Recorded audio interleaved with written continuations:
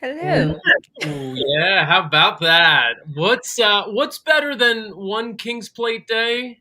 Well, a second, of course. A second helping of King's Plate. This is King's Plate 2.0, new and improved. Well, really just the only one for this year because the one scheduled for last Saturday was of course canceled due to weather, but we are back and we are almost on track. We're not going to lie, we're still running a little bit behind. And so the good news for you watching is that you're going to get a little bonus coverage today. And that bonus coverage is going to be race 8 at Woodbine, the Bold Venture Stakes. Of course, we're going to take you all the way up to and through the King's Plate, the 165th running of the King's Plate from Woodbine. We're also going to show you the Catch a Glimpse Stakes. I am Dan Tordjman with America's Best Racing, joined by my good friends, JD Fox, and our queen on this day, Ren Carothers. I had to do it. But I am a gentle ruler. So. Was it just for this you made the purchase? Dan, did you not know I'm royalty? Oh, this is legit. I mean, we're going back generations to ancient Assyria, my man. So you just have this. You just had this by your nightstand. You're like, I'm just gonna just put it on. I usually take it off so as to not look, like an elitist. But yeah, this is my usual look. All right, she's not breaking character. JD, how are you feeling on this King's Plate Friday? I'm feeling well, and I hope your daughter does not miss that from whatever place that you took it out of. Actually, in all transparency, I had to negotiate with her to let me wear it for the show. Oh, kids are the best. Thank you. Thanks for sharing. You're welcome. I'm all about honesty.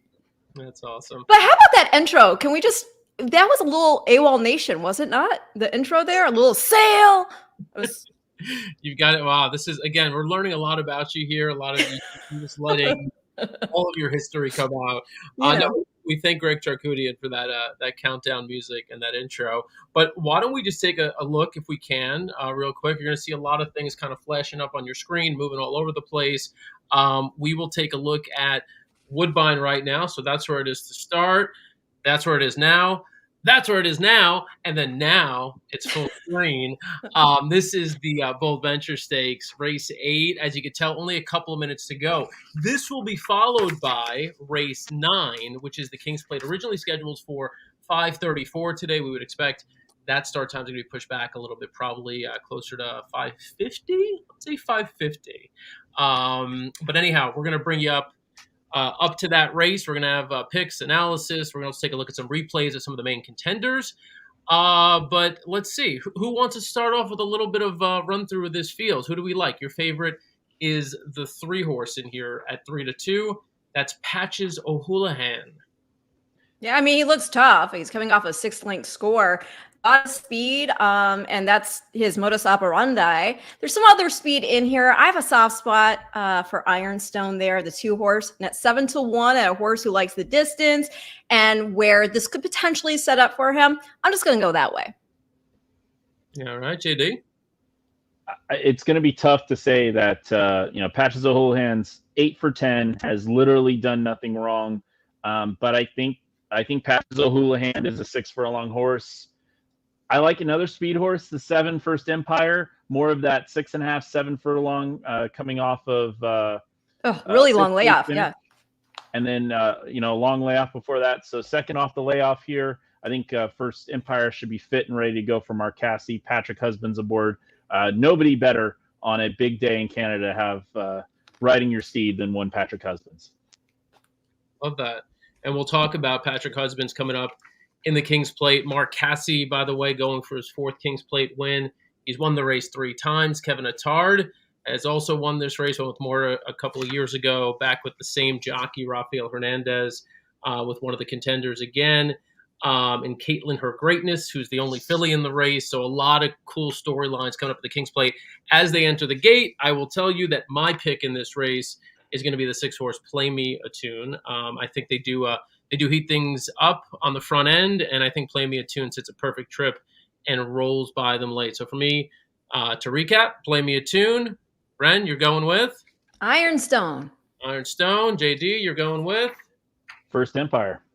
All right, we're all over the place here. First race. Let's hear the race call with Robert Geller. Stepped up. The outside runner here is First Empire. And the last will be I'm a Gambler, who's been waited with behind the gate for the start of the Bold Venture Stakes. And is just about to come up. Pulling back a little bit here is I'm a Gambler. Now the field is settling. They're ready. Lock. Off their race in the Bold Venture. A great start for Patches O'Houlihan and First Empire. They've come clear that top pair by 2.5. I'm a Gambler and Play Me a Tune back in third and fourth. Making ground on the inside is Border Town and Last Ironstone. And Patches O'Houlihan being cuddled along in front. And Patches O'Houlihan by a length to First Empire. And on the inside to third, Border Town. And neck away, Play Me a Tune. I'm a Gambler, the centre. One away last is Ironstone. Racing through the opening quarter in 22 and 1. And Patches O'Houlihan and Sophia Vives on top. Being stalked by First Empire in second, Border Town the inside. On the outer, Play Me a Tune, 3 off the lead, coming forward.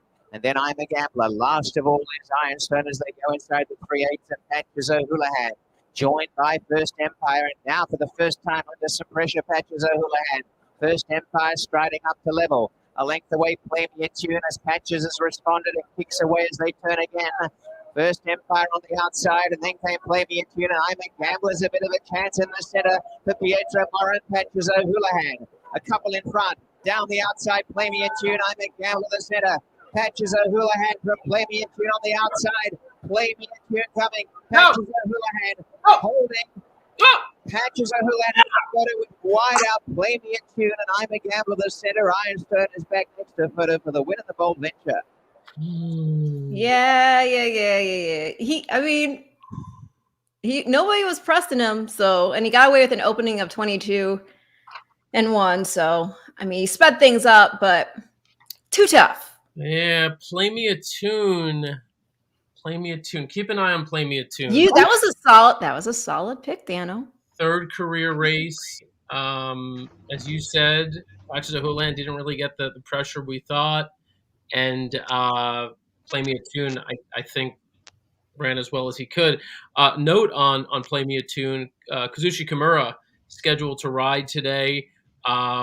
Not riding. Sahin Savachi took over for Kazushi in that spot with Play Me a Tune. He's also taking over Kazushi Kimura on number 5 Midnight Mascot in the King's Plate, which is, again, the next race we'll show you. But all right, so chalk. I need prices, right? We may get some more chalk in the King's Plate, but pretty chalky here. JD, any takeaways from this Bold Venture Stakes? On a Woodbine stream, if Dan picks against Sophia Vives, just put her in the winner's circle. Oh, that's right. I forgot about that last time. Still undefeated. Sophia Vives. Right. She's riding in the King's Plate. Yeah, exactly. She's actually not in the King's Plate. I know, yeah. Otherwise, you would. Right. Is she riding? Oh, she's in the Catch a Glimpse. So Shotgun Wedding, the 1-horse game, the Catch a Glimpse Stakes. You could bet all doubles to the 1 in racing. So, but that is true. We did have Jordan Miller, her agent, on with us live last week when we were at Woodbine, and I sort of conveniently left out the discussion that we had the last time we were live about. Oh, wow! They should have gone to the replay. A little montage of you. Yeah, exactly. No, look, I think I've done some it's like sort of like, it's like the Mets, the whole thing with, me being a Mets fan and the reverse jinx. This week I bet against the Mets 3 times. They lost all 3 games. And so, they won all 3 games, excuse me. So if I don't, yeah, they went. And then of course the other games this week that they lost, I had no money on them, against them. So anyway, so it's one of those things where I'm in that sort of mindset, but I'm trying to get out of that. I want to think positive thoughts here as we think about this King's Plate coming up. So, JD, I asked you about before we started, I said, are you noticing any biases? Is the track playing a certain way? Because last week when I was at Woodbine, did notice it was favoring speed, and you thought that today not so much. Yeah, I think really the track structure and profile really changed with the 5 inches of rain they got last Saturday. That is why they canceled the card. If you're wondering, okay, it's a synthetic surface, it can handle rain. It's not. No surface is going to be able to handle 5 inches of rain in a 4-hour span, which is what we saw at Woodbine last Saturday. I really think that changed the track potentially for the better for the rest of the meet. I think it's been very yesterday and today. It's been very consistent. I have not seen the speed bias that we saw going into the races last week at Woodbine. I think it will be a fair course for everybody going into the King's Plate. All right. Interestingly, when we got to Woodbine last week, we walked around, and this was the some of the scenery before the rain came. Oh. The You show. could see the storm clouds, though, eh? Yeah, the clouds throughout were pretty ominous, and then of course we got hit early with that first wave of rain.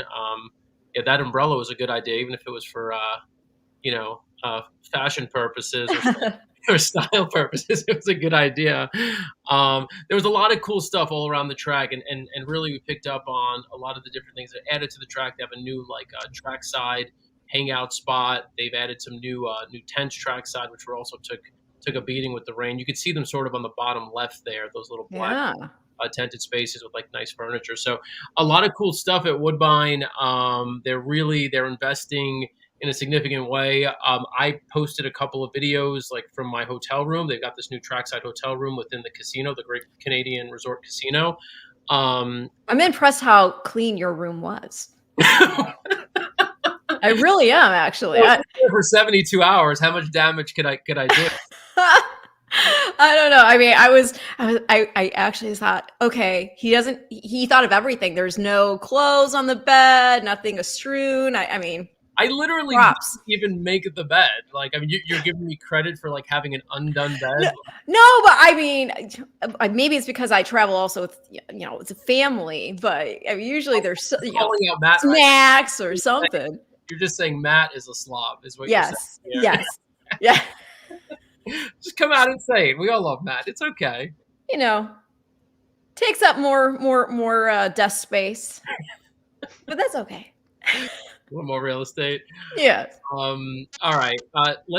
Actually, I was gonna say let's take a look at payouts, but let's not, because it's gonna like reconfigure the whole screen, and we can hold off on that. We can come back to payouts in a little bit.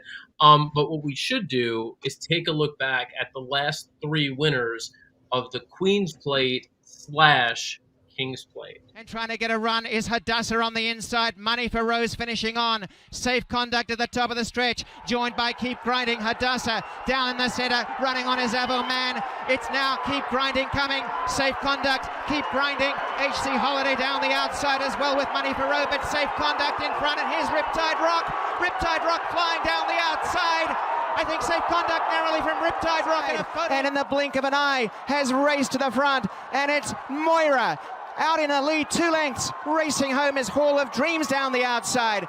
But the mighty filly has devastated them. And the 163rd Queen's Plate is a big win for Moira. She is stunning. Wins 6 lengths. Hall of Dreams second. Surfer Shore as they turn the Mark Cassie pair in front. Paramount Prince, Elysian Field, Velocitor kicking on, and here's Javier Castellano. Stanley House trying to run them down. Paramount Prince in front. A furlong to run, dashed away for Patrick Husbands. Elysian Field in second. Stanley House in third. But Paramount Prince, Prince becomes the king. Paramount Prince wins the 164th King's Plate. That call. I mean, that was just, and Robert Geller. By the way, can we just give Robert Geller a little bit of love? Of course we can. Like honestly, the most underrated track announcer in North America, at the very least. Yeah, he's awesome. He's so good. Got the flourish, the flair. Yeah. JD's like, I know. All right. I was just gonna say, I think he was always a hidden gem just because he was up there at Emerald Downs for so many years. And he made the big switch, and it's been great for him. He's a great handicapper, great on-air personality, and a great person if you ever get a chance to spend one-on-one time with him. No one in the industry better than Robert Geller on many levels. There we go. This here, Wade watching from South Africa. Hey, Wade. Welcome in. Welcome in. We want to hear. Let us know where you're watching from. Let us know who you're betting in the upcoming King's Plate. 34 minutes, 24 minutes away, even better. So we are on target for a 5:40 post time for the King's Plate. So what's up, Wade? Thanks for popping in with us. And like I said, everybody else in the chat, let us know where you're at. Sean Patrick Nolan, still drying out from last week. What a view from that hotel, though. SPN. We had big plans with SPN. He was going to come on the show. He's going to give us picks and analysis, and he ended up coming in like it would felt like a after the fact, with the day we'd already canceled, and he was like, "Yeah, I'm here. We're here.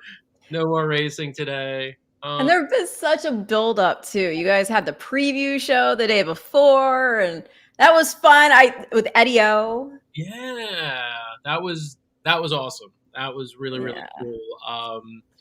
Just talking to him about horses and hockey. I didn't realize. I forgot that he played for the Leafs. He played for the Toronto Maple Leafs, and he was saying and I was always here. I was always at Woodbine. Yeah, and I love it that he got the birthday double. I mean, come on, yeah, the birthday double he closed out with, so that was cool. Let's see. Still remembers the great race color in Hong Kong. Okay, so we're international. This show's international. All right, the King's Plate. We can talk about. Wait, should I do payouts first? Should I give the exacta? So Patches O'Houlihan, play me a tune. That $2 exacta, $10.70. The trifecta. I've seen 20-cent trifecta payouts. I'm gonna do quick math in my mind. Paid about $20 and change. And then the double paid pretty light too, $10.20. Coming from Filo Di Ariana in the race prior. So we are hoping for some prices. It's been somewhat chalky so far. So we're looking for some prices. But let's start with those favorites. You heard Patrick Husbands in the last call out there. He's going to be on Essex Serpent here from Mark Casse yet again, who is currently sitting at 4-1. I would take out every single dollar I had from my bank and bet it on Essex Serpent at 4-1, but I have a feeling his price is going to come down. Your favorite right now is My Boy Prince at 3-2. Ren, between those two horses, the two Mark Casse horses bidding to give him a fourth King's Plate victory, who do you prefer? I do prefer My Boy Prince for another kingly coronation here. It was really that performance last out in the plate trial where he had that awful start. And I thought there was no way he's going to come back from that. I was all excited because I was on Friendly Ghost. I was like, oh, look, my horse has an easy lead. And no, he came and he got right within a couple of lengths, and then he blew on by. I do think Raffaroo has a big chance. I thought that closing kick that he displayed was really impressive. That was the first time he got to stretch out. And even though he is lightly raced by comparison, this is only going to be his third career start. I think he's a horse who could certainly put in a winning performance if he can get there in time, because there is other real speed here. I mean, we probably are going to see My Boy Prince going back to his more usual tactics here if he gets a good start. And he likes to be more forwardly placed than what we obviously saw in the plate trial. However, I just think he's that good. I think there's just something about him from the class lines. If you go back to that 2-year-old season, I mean, remember, this was a horse that we did see run in our Breeders' Cup Juvenile Turf. And that was a race that was pretty stacked. I mean, we've seen Carson's Run, who had won the summer there at Woodbine. I mean, he's come back as a 3-year-old showing a lot of quality. He won the Saratoga Derby Invitational recently.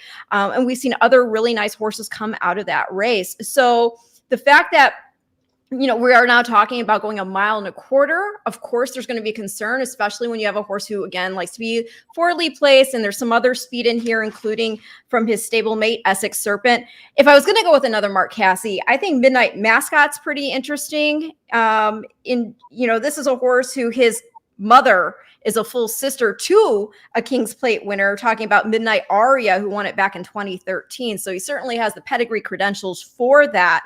But yeah, I do think it's going to be My Boy Prince. So I'm going 7-5 in this race as my top 3.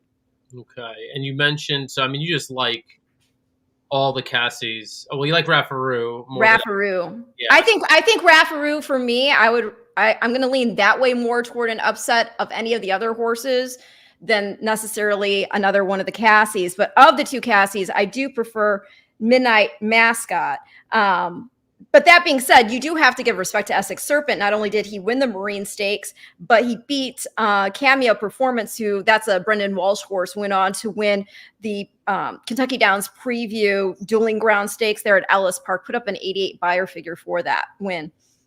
So let's take a look at that stretch run of the Marine Stakes. You'll also see Midnight Mascot on the outside. Yes. In the move. And as you mentioned, Midnight Mascot, where's Midnight Mascot? Yeah, there he is. So, took a big step forward in that race. So, yeah, take a look at the horse on the lead. That's going to be Essex Serpent. And then you can see the horse on the outside closing to be Midnight Mascot.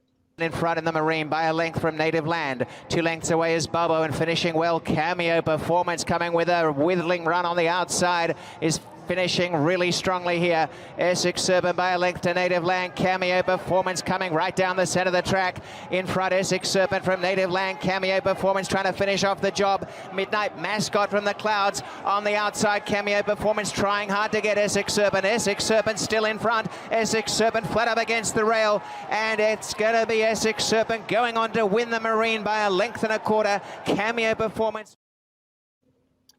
I will say, I'm sorry. Go ahead. No, please go ahead, Ren. I was going to say, I will fully admit from just a, top and bottom type pedigree perspective, of course, Essex Serpent makes a whole lot of sense. The fact that he put in a performance like that in the Marine when you're by honor code and then you're out of a Medaglia d'Oro mare, it made all the sense in the world that he was going to put in some type of big effort getting to stretch out for the first time. So yes, he should be respected. And the other mention I'll make, and this will go toward when you do show, I'm guessing we'll see the plate trial replay, but Raffaru himself, something that they'll want to take note of when watching the replay. He was making a lot of lateral moves. I mean, the beginning of the race, he was going sideways a bit, stretch, losing ground sideways a bit.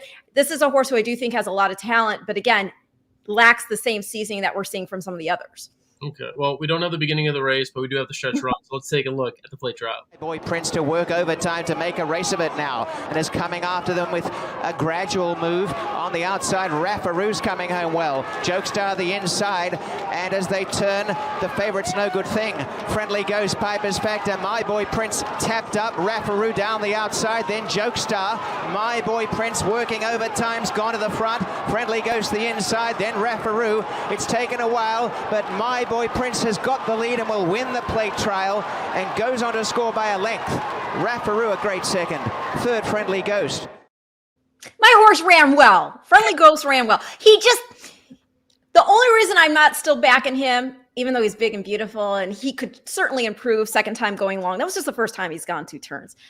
I just thought the fractions were soft and you still kind of flatten their butt. You can't. But if any of your ADWs have money back specials, he might be a nice horse to use if you get a return on something. That's all I'm saying. Yeah. So I'm going to throw out a little bit of a take, and then I'm going to kick it to JD for his take it. On this. So my take is, and this is where I had to here's my opinion on the race, and I'm going to live with it or die with it. Okay. Everyone is going to point to My Boy Prince. Admittedly, had a terrible start to that race. Yes. Had to make this move. He was wide for a significant portion of the race, was under this drive, and then still outclassed them, and won and won the race.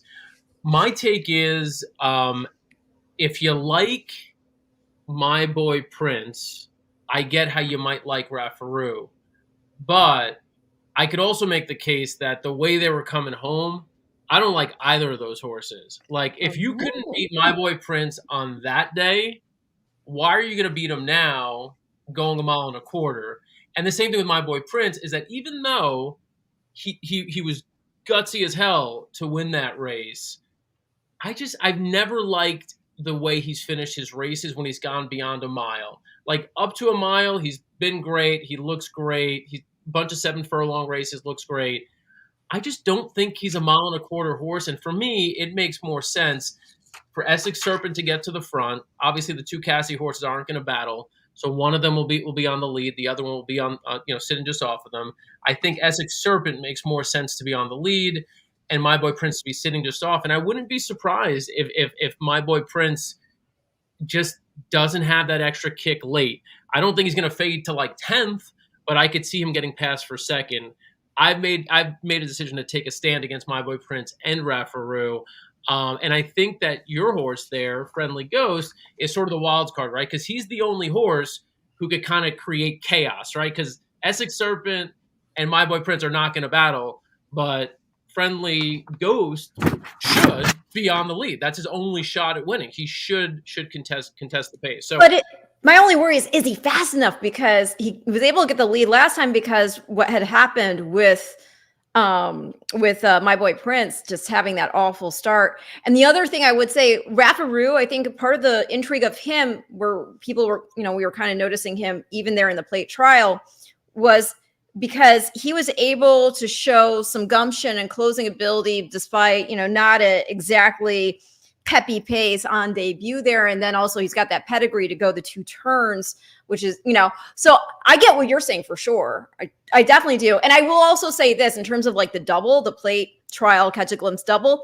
If you were going to go with one of the heavy favorites, because we're going to have another one in the very next race, I would personally favor Bullet if you're doing anything horizontal where you want to single something. I personally favor her more than him. Yeah. And Bullet is number 7, by the way, if you're playing those doubles into the catch a glimpse. But JD, it is your turn. Weigh in.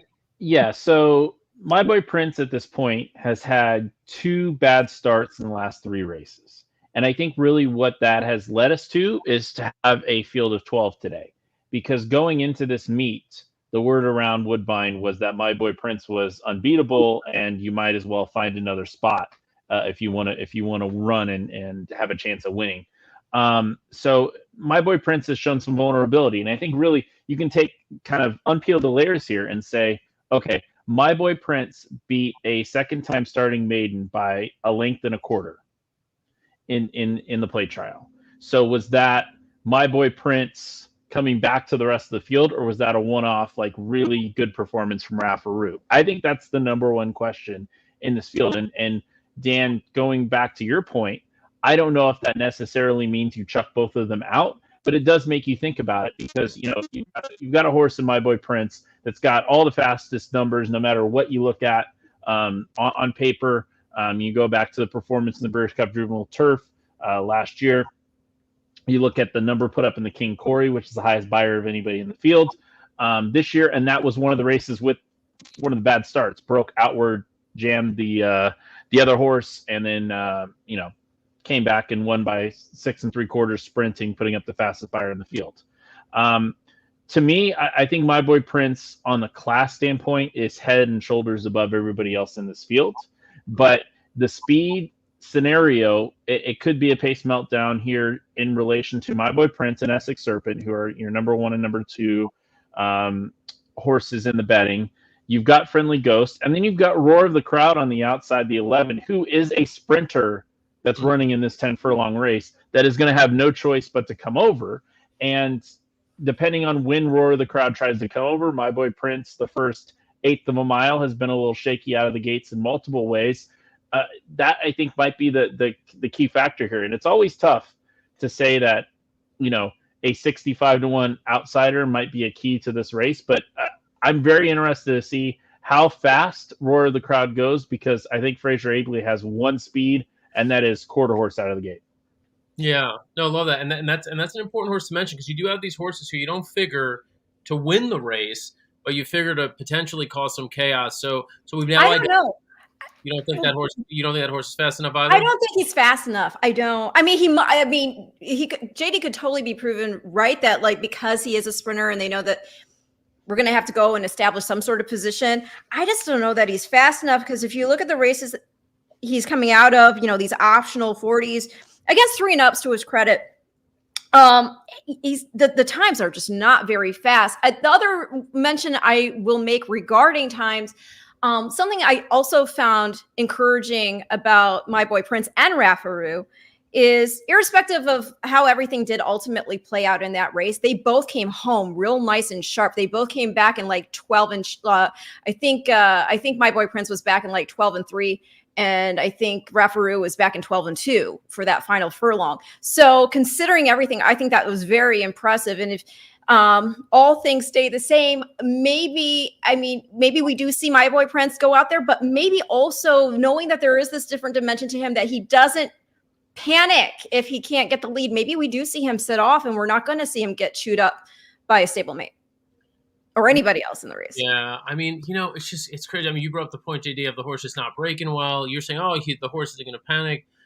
But damn, I mean, if I'm getting 6-5 on a horse and I got to worry about all that, I don't want that. No, I understand. Totally understand. What do you guys think? You know who I thought was kind of sneaky in a way? Pierre.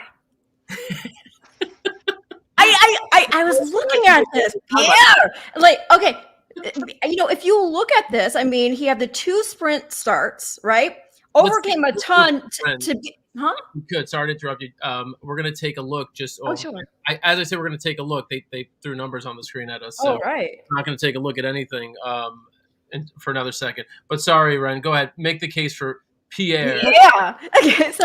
So if you look at that debut, main special weight there, as a 2-year-old, and has a bad start, comes 10 wide, closing over a slow pace to get beat just 3/4 of a length.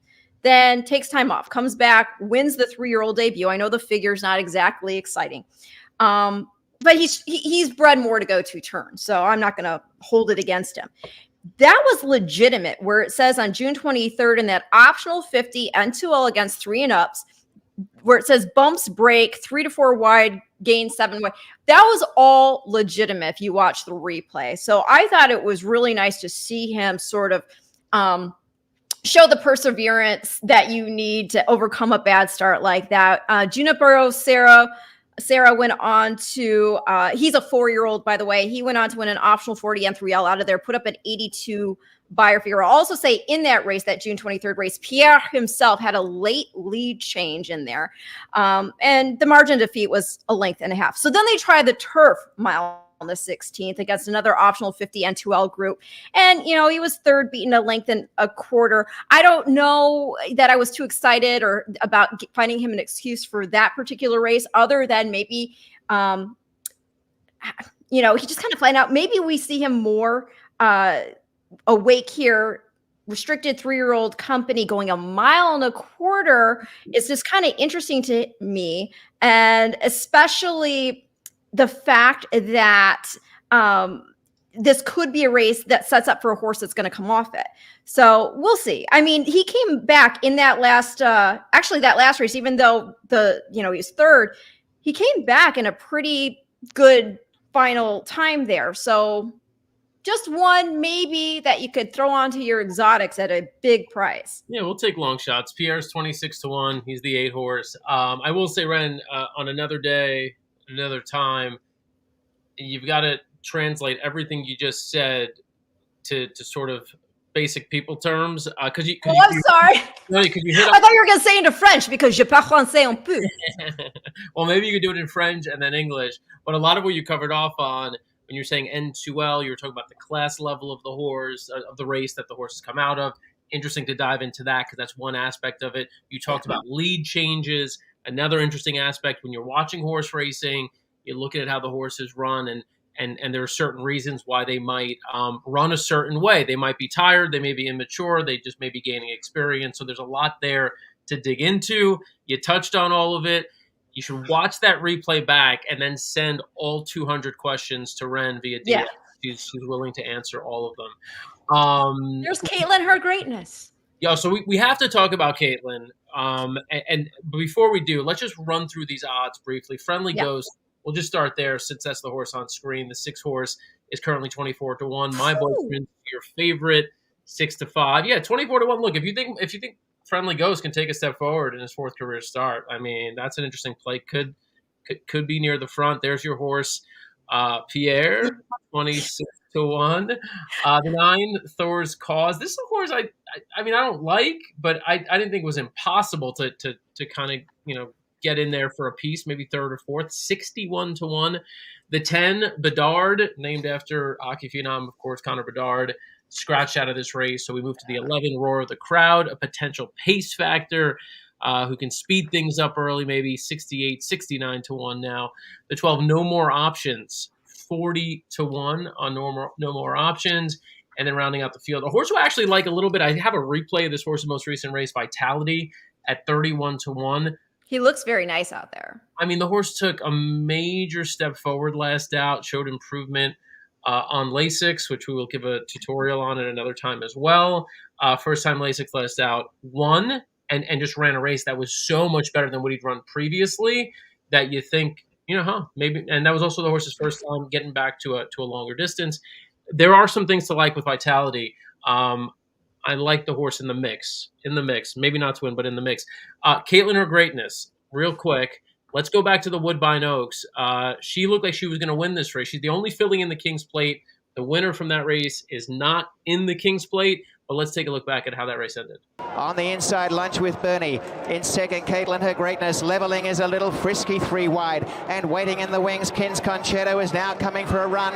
And down the centre, Hurricane Claire and My Girl Della. It's Caitlin Her Greatness in front. And now Kins Concerto trying to overhaul them down the centre with Sophia Vives coming on. And a little frisky in Lunch with Bernie. Kins Concerto coming. It's Kins Concerto ranging up to take the lead. And what a win by Sophia Vives. No longer a maiden. Kins Concerto wins the Woodbine Oaks. What do you know? Sophia Vivas beat me at the wire again. Caitlin Her Greatness, look, not only, so Caitlin Her Greatness in this race is the 4 horse, 6-1 currently. Not only was that her first race going a distance this long, so a mile and an eighth, so now a mile and a quarter, but first time at 2 turns. Not only was that her first race going long, it was her first race over an all-weather track, this Tapeta track that we talk about, which is different from a dirt track. She'd run on turf, she'd run on dirt, but that was her first time on this surface. And again, she ran so much better than she'd run previously. I thought she'd be overlooked in this race. Now, her odds are kind of about where I wanted her, but I do like her. For me, she's a second choice between Essex Serpent. The 3 horse is currently 7-2. And just to click off those first 2 runners, the 1 at 30-1 is Joke Star with Emma Jane Wilson, who won the King's Plate in 2007. The 2, Raffaroo, who we talked about a little bit, is 6-1, so getting plenty of action. As I mentioned, Essex Serpent, your second choice here at 7-2. I love that price. If I could lock it in, I would. The 4, 6-1, Caitlin Her Greatness. The 5, Midnight Mascot, who I actually prefer over Raffaroo, is 9-1, and then we get back to the rest of those runners in the field, headlined by the 7, My Boy Prince, at 6-5. But JD, as you're looking at this board, what are some of your final thoughts here before we put in those last second bets? Yeah, Caitlin Her Greatness at half of the morning line. I think it's where we expect her to be. I just think she got a little green in the stretch. She was looking around. She was trying to find a friend. And allowed the field to get back to her a little bit. And then Raffy tried to get her focused on the horse to the outside. She immediately drifted further than I think he wanted to contest that horse to the outside. I think there was more horse there. I think she just was a little green. So I give her a big shot in this. And, Ren's playing a double. I like another horse different than Ren in the next race, Will Rain, who will be the 2 horse. That's my second choice. Choice. Debuted at Saratoga, ran well. Yeah. Oh, yes. We'll talk about that for sure. So you're betting your doubles. What does your double look like then going into the next race? So that's 2 is Will Rain, and the 7 is Bullet. What would your double look like? I would actually make a 4-2-7 double. So Caitlin Her Greatness, 2-7 for the next race, just on value purposes, looking at the doubles pool where My Boy Prince is absolutely hammered in this spot. Okay. I think so. My bet for this race is going to be a 3-4 exacta box. I think Essex Serpent probably wins the race, but I think Caitlin Her Greatness belongs with these. I don't think it's very deep beyond Essex Serpent and My Boy Prince, and so I think Caitlin Her Greatness takes another step forward, and with JD there. I think she either wins or finishes second, but I think Essex Serpent's going to be super, super tough. So the horses are loading now. Ren will give you the last word as they enter the gate here. Well, again, my top 3, 7-2-5, but it would be interesting for sure if we saw a queen in the King's Plate. Let's do that. I like that. 38 fillies have won the King's Plate. So much higher than like the Kentucky Oaks, which is sort of the equivalent. And we've seen Moira continue on. All right, they're just about all loaded. We're going to get over to the track announcer, Robert Geller, for the King's Plate, finally! Off they race in a fantastic start.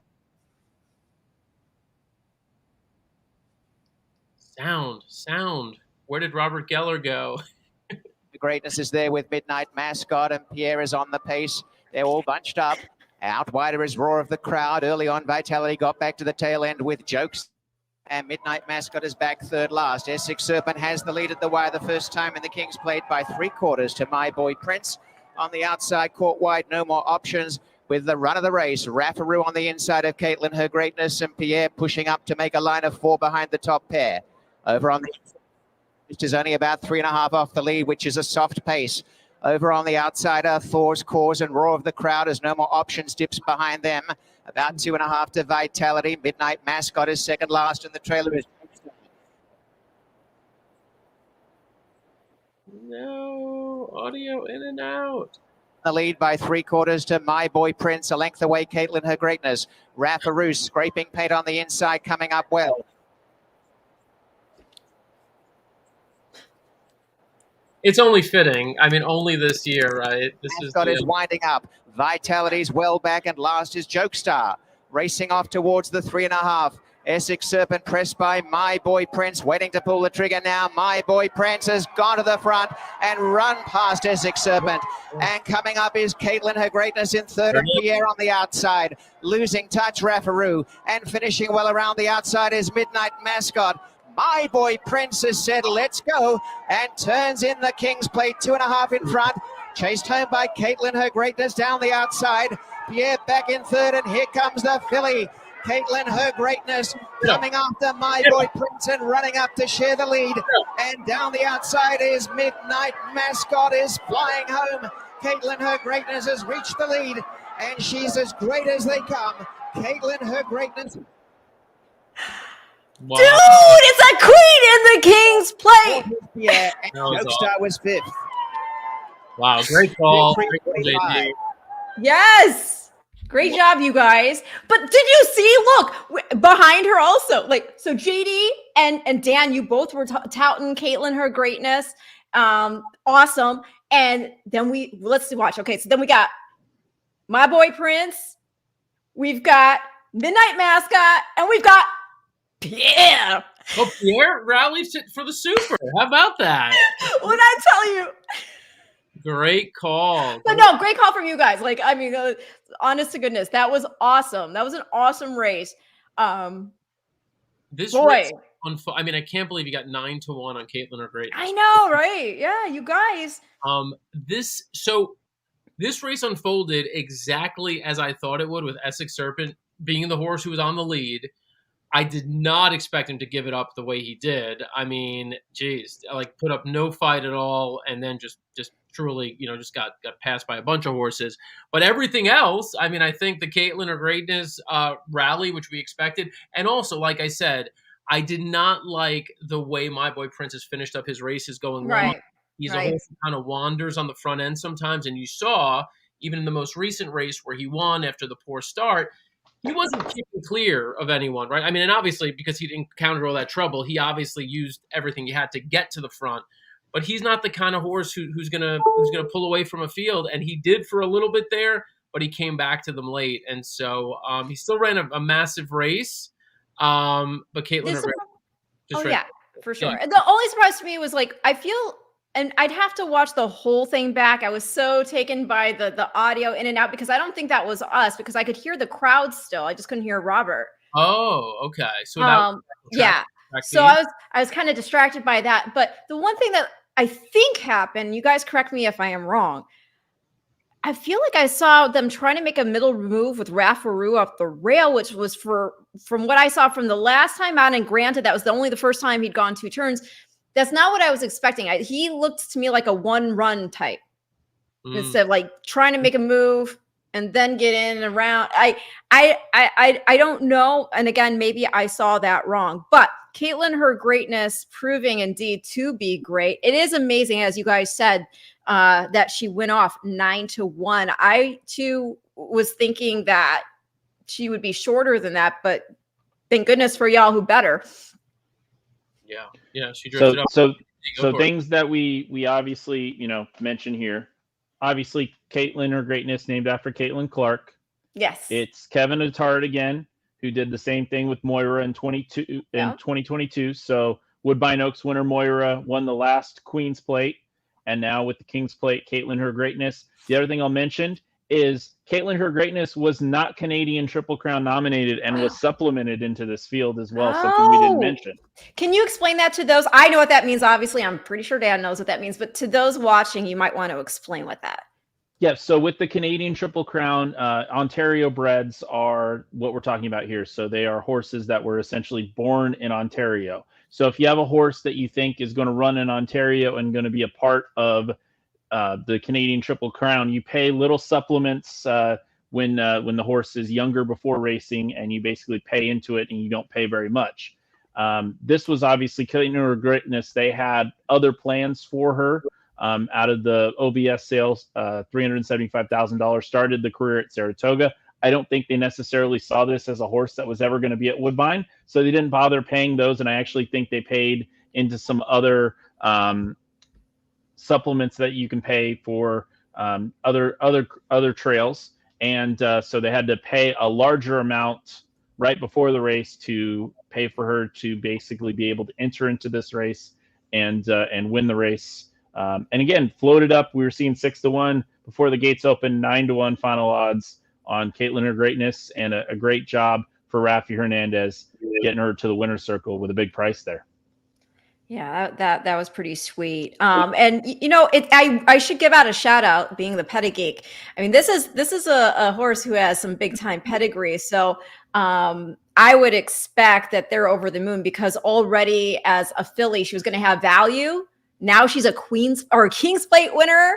That's amazing. I mean, this is a family. For those of you who do know some of the former superstars of yesterday, like Shamar Dahl, he's champion in Europe, and just a number of really other great horses like Street Cry. Some people might know him better as being the sire of Zenyatta and Winx, but really amazing pedigree on this filly, and they've just, again, have to be over the moon. The Windstar team, so great. Yeah, you can see, just look how excited they are. I mean, we're seeing the video. They're just freaking out. This is awesome. This is like, I've been so thankful because, in the line of work that I do, which also includes doing full Friday features and things of that nature, they've been so great in accommodating me at the farm there. And I was there semi-recently, actually, doing some full Fridays with Life is Good. And so, again, we're so happy for their team. I mean, Caitlin Her Greatness is owned in partnership between them and Sienna Farms. Of course, right now they're wearing the Windstar Silks, or she's wearing, Hernandez is wearing the Windstar Silks. But this is really cool. And Omaha Beach, obviously a very talented racehorse, a son of Warfront, and then she's out of a Giant's Causeway mare. So awesome sauce. Yeah, that's really, really cool. How many fillies does this make this again? Because you mentioned earlier how many? 39 now. 39 that won this. So again, very different from the Kentucky Oaks. And with this being the first leg of the Canadian Triple Crown, this is the equivalent of the Kentucky Derby. And so, to have 39 fillies win the Kentucky Derby would be astounding. Yes, right. We're not even a tenth of the way there. But here you go. Caitlin Her Greatness becomes the 39th filly to win the King's Plate / Queen's Plate. Look how on the muscle she still is, by the way. Yeah, she's look, that last race, I mean, that Oaks, as I mentioned, that was the first time she'd gone a mile and an eighth, and it was her first race over this surface. She obviously likes this surface. And then, from here, the question is now, does she go for a Triple Crown? JD mentioned the Prince of Wales Stakes at Fort Erie. The date for that is September 10th. So it is a bit of a quicker turnaround. We should also mention that each leg unlike our United States Triple Crown Series, even though there's 3 different surfaces. So here you've got the Tapeta, then it'll be dirt, and then it'll be the turf.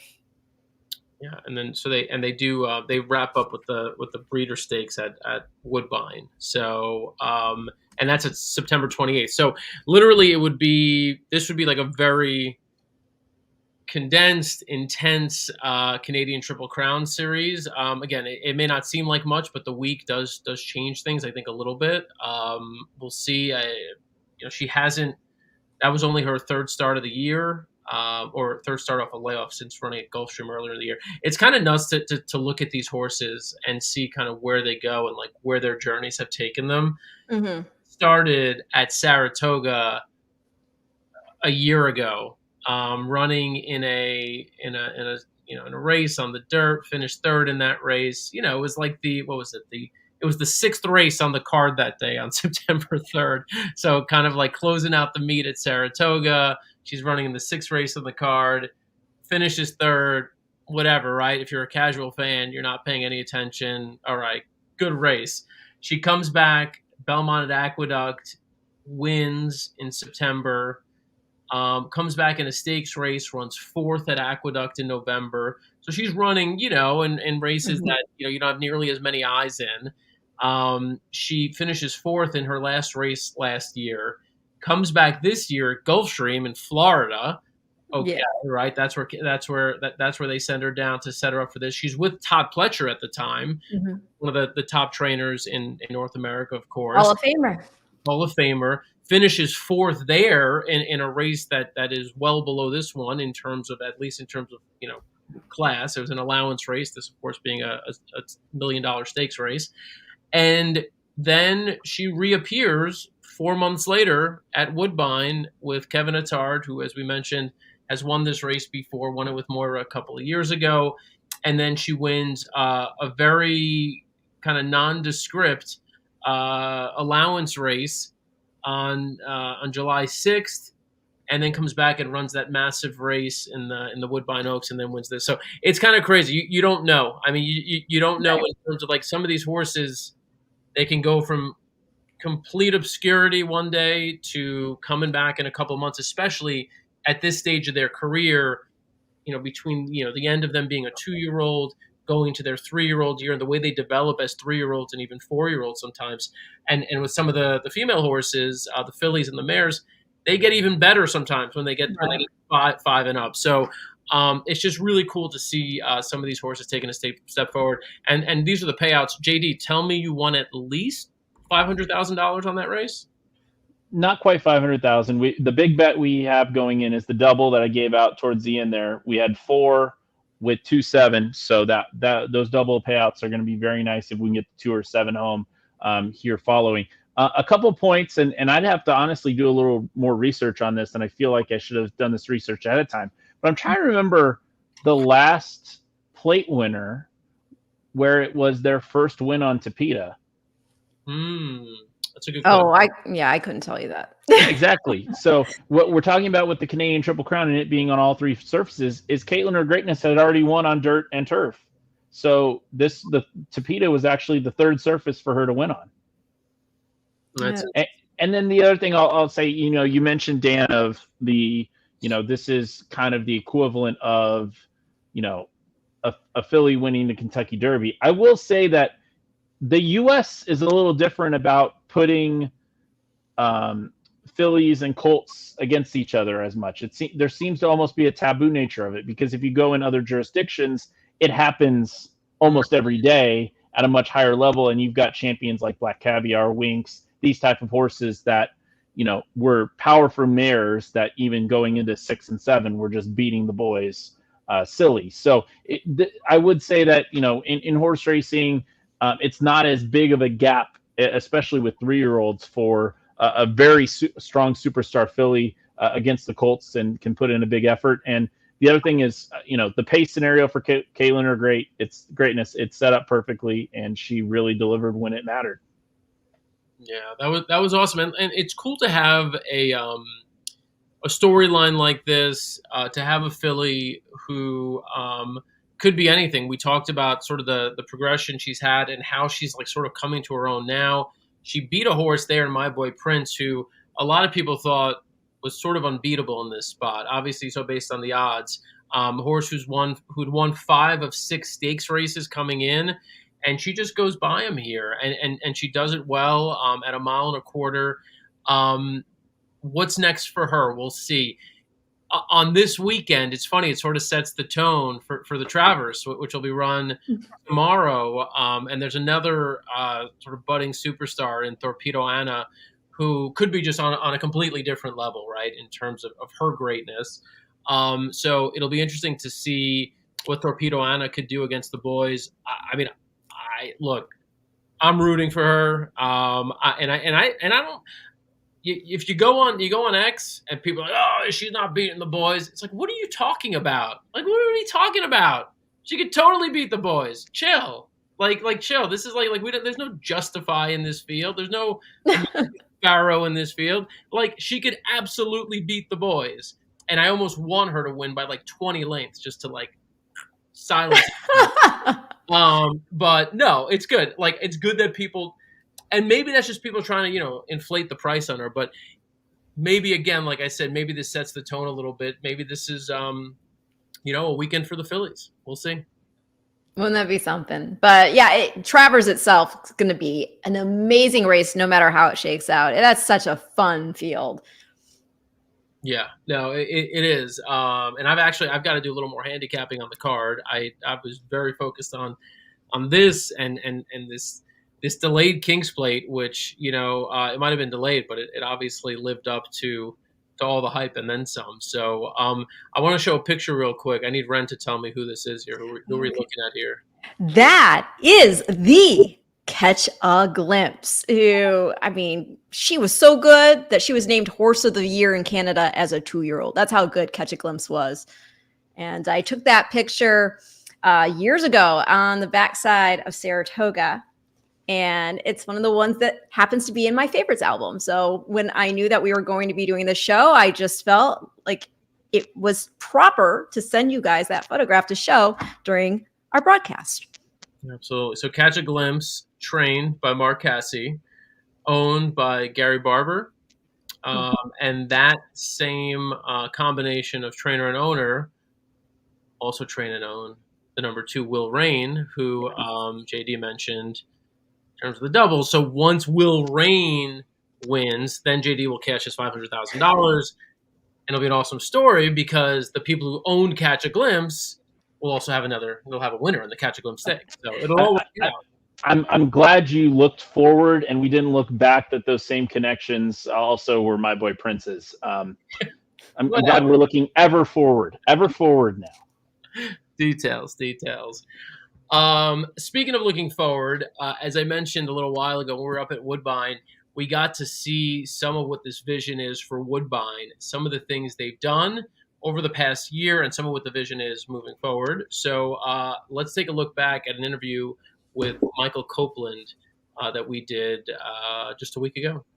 I think that the first thing that's new that you can see when you walk through the grandstand and out on the apron is just the new spaces we have. We're trying to just reimagine what it means to come to the races and create spaces that deliver upon that. And this is called the Homestretch Bar. So what we've created is a space for people to get together and have some great food and have some drinks right on the track. Getting anyone close to the action, there's really nothing like it in sports to be so close to the horses coming down the stretch. So this is really excited about this. And this builds on what we've been able to do in the last couple of years with our Stella Artois Terrace, which is a more casual way to take the races in and, a bit more of entertainment focus than I think what you'd normally see in some of these viewing areas. We're northwest of Toronto and we sit on a 600-acre site which we have designs to turn into a new city. Now that's a few years away, but we've had the starting pieces of that. And the first piece of that was the development of the new 400,000 square foot casino and hotel and amphitheater right on the track side, overlooking the track. I think when you come here, you've got fantastic racing. You can experience it in sort of new, exciting ways. You've got access to the casino. We're close to the airport. 5 minutes from the Pearson Airport. And then if you have some time, a couple days around it, we're very close to downtown, so take in everything that Toronto has to offer. We know what racing has been for the last 100+ years. What can it be for the next 10, 20, 30, 50+ years? And how can we be on the front foot to create that vision and to bring it to people? And I think we're seeing the fruits of our labor. People are responding to it. And that's really, really exciting. That's awesome. And now we will actually look back for a moment. JD, if you could hit full screen on this. Actually, I'll just go solo layout on this so we can take a look back. This is the replay of the King's Plate, which we just saw a couple moments ago. So, Ren, you mentioned the move on Raffaru. I guess we'll keep an eye on him. He's down on the rail there. It looks like he's a little headstrong there. It looks like he's trying to... Yeah. I mean, I know the inner draw would likely have a lot to do with just trying to get him up there so he maybe could get... But I was not expecting him to be that close up. Were you? That's rank, right? I mean, just based on the jockey's action, it's tough to tell, but he does look like he's really, really just I don't see him throwing his head, actually. I don't see that. No. I'm looking at the jock. The jock looks like he's about to, flip forward. I mean, he's very engaged, basically letting the horse have his head up front. So I don't know. That was not anything that I was expecting. And you see, even here, he's trying to urge him on. I wonder if we would have seen a different performance had the horse been drawn outside, because this was just not what I had anticipated from a tactic standpoint. You think he didn't like being boxed in and I don't think he liked being boxed in. And I don't think this is based upon what I've seen in the 2 starts. Granted, it's only been 2 starts, but this looks like a 1-run type horse to me. Get in position, make your run. You saw Munger ask, and there was just nothing there. And because he'd already been sitting. I mean, he'd already been sitting there close to the pace, and now, it's just at that point he was done. So that you can only make so many excuses, but that's what I would say happened there to Raffaru. Just different tactics that did not work out, and ones that may have been dictated by the post draw. I will say, Matt just landed. Matt is covering the St. Louis Derby this weekend, and he just landed at his destination. And he texted me, and I said, the filly won the King's Plate. And the response I get back is this: "Oh, that's who I liked when they were going to run it last week." Must have paid well. Oh, I guess that means he forgot to bet it today. Yes, because he's been traveling all day. I said went off 9-1. Don't even tell him not 9-1. It's just, that's like brutal news when you don't bet a horse. I know, but I just love it because Matt is not one of those people. He's not going to say he liked a horse unless he really did. So that's too bad. Yeah, look at this. So here's the head on. Hello. That was Caitlin getting bumped. Yes, with Raffaru. By Raffaru. That is wild. And she's getting a little, slightly, she and Pierre are rubbing shoulders a little bit there as well. Wow. There's more accent every time you say Pierre, Ren, and I love it. Oui. Oh my God. C'est bon.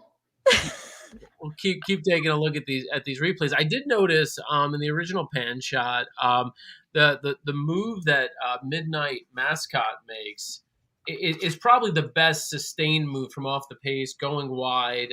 So Midnight Mascot, that was his 4th start of the year.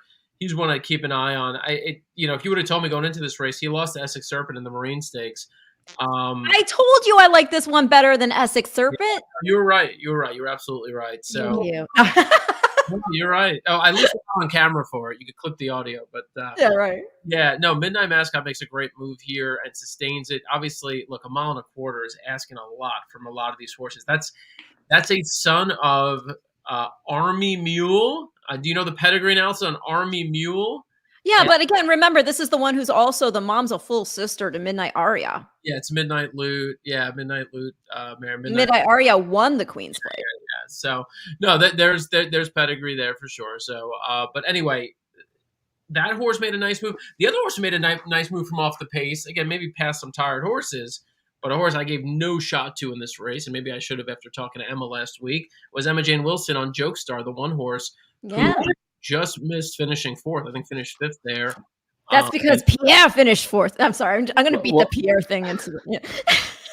Well, and I think that proves the point about the track balancing out in terms of being fair to both speed and closers, because you look at The one joke star was Emma took the joke star all the way to last at the start of the race, and then you saw the big move on the pickup mount for Luis Contreras on Midnight Mascot, which is obviously picking up that mount with Kazushi staying at Del Mar. Was interesting, and then pickup mounts. We just see it on the screen, and you still had it up there for a second. So Will Rain, the horse I like, was also a Kazushi Kimura charge. But you're getting Rafi Hernandez. I mean, that's pretty decent, right? I think you take that. Yeah. I'm reading my text messages from Matt. Sorry, what did he say? Oh my gosh! Here we go. He says because he and Eddie are very good friends. Okay. And he shared a little bit. He says, this is what he sent to him. He says, I was actually watching you when you called, I was actually watching ABR, your show, when Eddie was on with you guys. And he said, have a great show. And I kind of like the filly in the Queen's Plate. Damn. All right. Well, look, he gets to. It's still bragging rights. I mean, it'd been nice for you. Or now the King's Plate. Yes. But yeah, so I still have a hard time with that. I really do. Oh, it's funny. Last week we opened the show, so like Emma Jane Wilson sitting there, and I'm like, I'm really excited to introduce her. Like, she was a Queen's Plate winner at the time, so maybe that's why I had Queen's Plate in my mind. But I open up the show. I'm like, welcome everybody. We're live at the Queen's Plate. And then she goes, it's the King's Plate. She's like, oh, it's actually the King's Plate. I was like, oh, damn it. I already made a mistake. We just started. Well, you missed. Remember, I had them physically put a sign that said King's Plate underneath our primary camera last year. I think you maybe needed that for one more year. I mean, I'll probably keep making this. The vibe this year, though, I feel like, so even like Mark Cassidy, I think he did a couple of interviews where he called it the Queen's Plate. Yeah. Whatever. You know what I'm talking about. It was the Queen's Plate for so long. Because here's the other part of that, right? So I think it's second to. I'd have to double check, but I'm fairly sure she's the second longest reigning monarch in history, the first being King Louis XIV, the Sun King. But I'd have to double check that. So no historians get on me. My focus is ancient history, but I think that's the case. Well, like I can confirm that it was the Queen's Plate from 1952 to 2022. So quick math, is that 70 years? So 70 years after Queen Elizabeth II, and then obviously it was renamed in 2023. And the race itself, by the way, we talk about the longest continuously run race in North America. So like the race itself has a ton of history, but then 70 years, for 70 years though, it was named the Queen's Plate. So I would assume that lines up exactly with her reign, right? Let me see, longest, I'm doing this monarch. Yes, I was right about King Louis. The longest reigning monarch, having served as monarch for more than 72 years after taking the throne at the age of 4. At 4, I don't think I was ruling anything except maybe the TV. How do you say the Sun King in French? Come on. Fudge. Rey de So. You're so close. I know. So Rey de So. Well, the Rey is the king, and then the Soleil. Yeah. Okay. Soleil. There you go. You're so close. You're so close. I know. I was close. All right. Aren't I delightful? I know all these random things. This is way too cultured a conversation for me. If we can get back to the horses that run around in circles, I would really appreciate it. I'm sorry. We'll back it up. The only thing people care about are winners. So what are we going to give them for the Cat to Glimpse Stakes, race 10? I'm going Cassie Exacta. I'm going Bullet over Will Rain. I know JD likes her to actually beat Bullet, but I cannot go against that filly for a couple of reasons. One being that she is owned by my dear friends at DJ Stable, so I'm not going to go against her just on that principle alone. But also, this is a filly that's got Mark very, very excited. She actually won the Royal Palm at Gulfstream in her debut, and that would have given her birth into a spot at Royal Ascot. They decided to stay in North America instead of ship out there.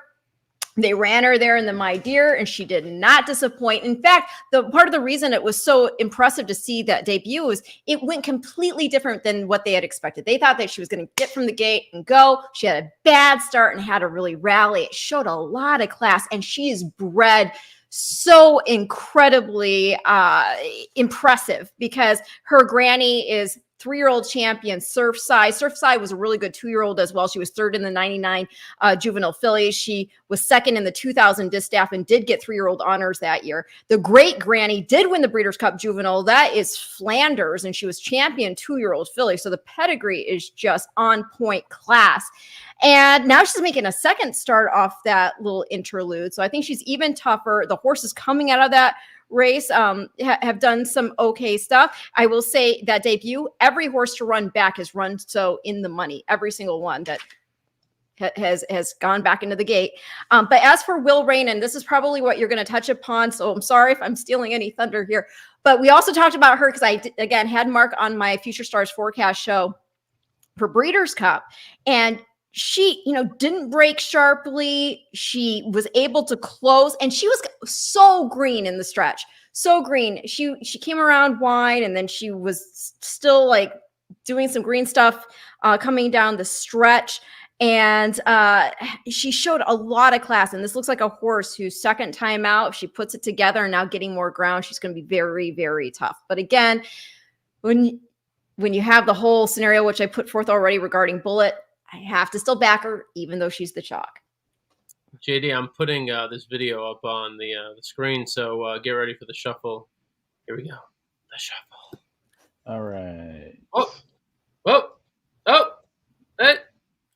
There it is. What I find interesting, Ren, is you're really backing the DJ Stable Mark Cassie train with the 7 Bullet. Yes. They almost paid as much for the number 4 Shifty, who had an abysmal start first time out. I like Shifty too. like a freight train. So yeah, I think Shifty could find the way into the trifecta or the superfecta here. But yeah, Will Rain. I don't know if Flavian's been the king of Saratoga a little bit in certain circles. Some people call him that. I don't think he really got to the bottom of Will Rain. I don't think he really asked Will Rain incredibly, for the best effort. And I still think Will Rain came on willingly for that second, beaten half a length on debut at Saratoga. Obviously going from 5.5 to 6.5, no concerns pedigree wise. Is actually got a turf workout at Woodbine and ran on the synthetic. Just ran 5 furlongs on the turf, and then just a little refresher 3 furlong on the 18th. And that was a bullet. That was 35-3, 1 of 33 for just kind of a freshener, just to make sure that, hey, ready to fire out of the gate. So yeah, I think we're live in the double I gave out before the gates opened last race to 2 and 7. Another horse besides the 4 that I like here that I think you get a piece is Shotgun Wedding, coming off of a victory last time out, going 6 furlongs to break the maiden at Woodbine. One downside, Savachi is off, and actually Savachi is riding the 4 Shifty. You get Sophia Vivas on Shotgun Wedding at a price here, Dan. Might want to throw a trifecta key box, superfecta key box, and just key Shotgun Wedding the way things are going. She is on all my tickets. I'm actually betting right now as we're talking. Obviously, like anytime you guys are engaged in conversation, I'm making bets. You're betting, yeah. So I'm just betting away. So please keep talking. Well, I mean, we could also talk about what has happened after Will Rain's debut. Going back to her, we did see the 8th place Annie Goodbody go on to win a restricted maiden special weight at Saratoga by 3 1/4 lengths. And there was also the 6th place runner in the July 18th maiden special weight, never really know. That horse ran second in an open, 2-year-old, not restricted, but 2-year-old filly restricted anyway, but not restricted in any other. I don't want to get too inside baseball because, like you said, we're trying to keep it more layman. But anyway, she was second in another race there at Saratoga, which is at the main special weight level. One of the reasons why I also still am going to back an odds-on horse here is if you look at the way she's won her races, she just, I don't know. I just think she's above. Will Rain herself, the reason she also catches attention is because she overcame a lot in that debut, and it does look like she's a horse that if she figures out, she's going to be real classy as well. But yeah, I just think Bullet's already there. You know what I'm saying? And I think she's only going to get better. This is a horse that I think that we'll see, going forward in the grade 1 at Talma and hopefully getting a berth into the juvenile fillies turf. So, yeah. All right. Now that I have all my bets in, I wanted to throw out a couple of notes. So I threw the 13 Carlisle Bay in there. I thought she had enough speed to cross over early, kind of get to the front. I thought it might be an interesting horse at a price. I don't think she's going to win. But since I threw in a couple of exacta and trifecta bets, I thought maybe Carlisle Bay could hang around for a little piece, maybe second and third, maybe overly optimistic given the cases we've made already for both the 2-horse Will Rain and the 7 Bullet. But I don't know. That would be sort of my price. And then the other thing that I mentioned, that we mentioned here, Shotgun Wedding, aside from being Sophia made a winner last out, the first time Lasix with the rail, should be up close enough to kind of get position and save some ground. So interested in Shotgun Wedding underneath. And then another crazy horse would be the 11, the Ambitious Lass. Looked good. I thought winning second asking, came back to finish 4th last out behind Bullet and Carlisle Bay. Had some excuses there, adds Lasix, blah, blah, blah, blah, blah. Ambitious Lass at a massive price could finish 3rd. So I just gave you a bunch of horses who could finish 2nd or 3rd. We'll see what happens. Listen to Ren and JD for the actual winner of the race. I'll give you the long shots to finish 2nd or 3rd. You mentioned Lasix, and none of the Cassie runners chose to go on to Lasix, so they're all running without Lasix, thinking about the next step in mind and not wanting to have to transition the horse on and off Lasix, even though this is a Lasix eligible race. Cool. So here we are. They're just about all entered. So this is going to be the Catch a Glimpse Stakes, our final race that we'll show you today. Thank you, everyone who's jumped in. Good luck. If your bets are live, we hope you cash them. Barbara, she'll stand by for a start. Catch a Glimpse.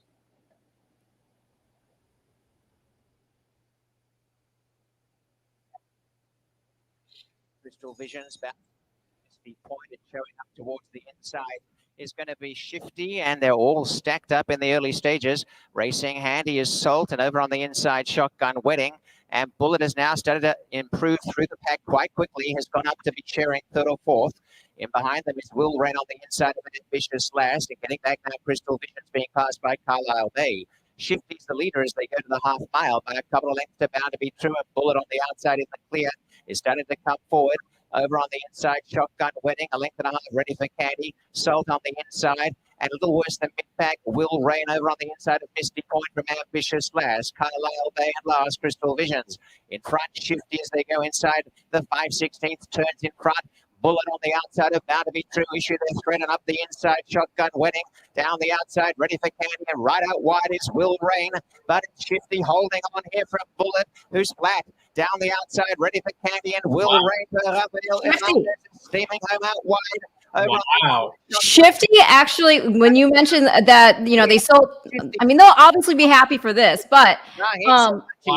Rocketing on to win the Catch a Glimpse 3.5 to ready for Candy. Oh my God! This is going to pay huge. The runner-up, if Shifty's race in the debut, oh my gosh, let me see here. She was a next out winner and put up a 73 buyer figure. So that wasn't a bad group. She did have a slow start from there. And part of the reason she sold for so much is not only she by Medaglia d'Oro, but her mother is a half sister to Grade 1 matriarch winner Stormy Lucy, if you remember her at all. But I do want to say, I mean, race is the race. And I'm sure they're happy, DJ Sable and Mark Cassidy, to win the Catch a Glimpse. But Bullet had a very bad start here. Yeah, it kind of caused some of her own coming out of the game.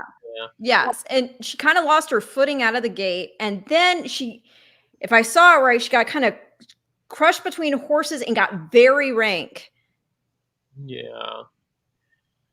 Boy, I mean, this once we right there. Oh, they cut to it right when it was about to happen, where she got in between horses. But I mean, you can't take it away from the winner here, Savachi. This was sort of I'm so mad at myself because I came so close to essentially betting this ticket, and I bet it backwards. Uh-oh. I had basically I had 2-1 on top, and then I had all these other horses underneath. But that's the sort of what happens when when you bet exotics. It happens all the time. But I didn't envision the 4 or the 5 winning. But a couple of things happened here. The two was way too far back, and was just not in good position. Also bumped a little bit with Ready for Candy, or I think some other horse coming off the turn there. So Will Rain had I don't know if you want to call them excuses or just not the most ideal ride. Sorry. It was just, and that was the one that Kazushi was supposed to be on. Hey, look, Rafael Hernandez, right? He just he just won the King's Plate. If he was actually because he was named to ride on Will Rain, right? I'm assuming he got on the horse, right? I would think so. Let me double check. Yeah. Hold on. Yeah, he was. That ride was a very I just won the King's Plate ride. That's all I'm gonna say. Yeah, sure, I'm on a horse. Really didn't put the horse into the race until way too late and was wide and bumped, and it is what it is. I'm not gonna criticize. I love Rafael Hernandez, great guy.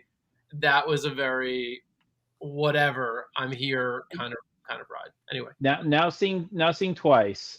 You mentioned I mentioned that I didn't think that Pratt got to the bottom of Will Rain. I think Will Rain has very much a hands and heels type of riding style that you need. I don't think Will Rain likes the whip anywhere near any portion of his body or even near his eyes as a reminder of hey, I'm flashing you a whip.